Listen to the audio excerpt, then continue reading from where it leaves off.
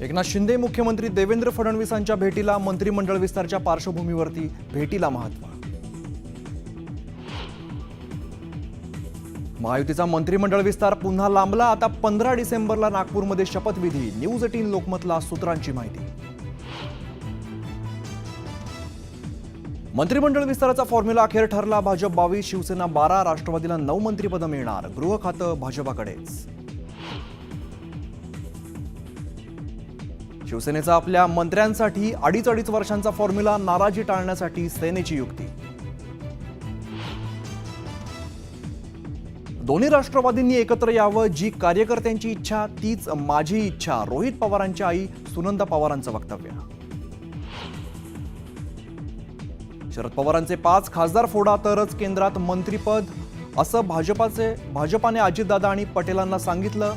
संजय राऊतांचा खळबळजनक आरोप। तर शरद पवार भाजपासोबत जाणार नाहीत, राऊतांचा विश्वास। पालिका निवडणुका स्वतंत्र लढायला हव्यात। पालिका स्वबळावरती लढण्याचे संजय राऊतांचे संकेत।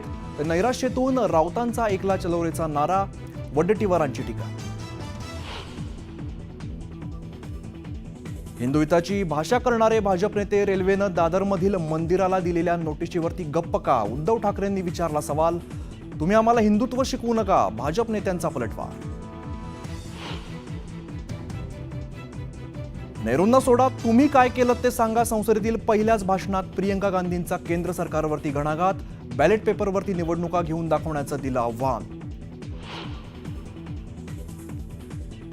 ई-पॉस मशीनमध्ये होणाऱ्या तांत्रिक बिघाडामुळे राज्यभरातील अनेक भागात रेशन वितरणाला फटका। ग्राहकांच्या रेशन बाहेर लांबच लांब रांगा। आणि अभिनेता अल्लू अर्जुनला अटक आणि जामीन। चेंगराचेंगरीत महिलेच्या मृत्यूप्रकरणी सकाळी अटक, संध्याकाळी जामीन।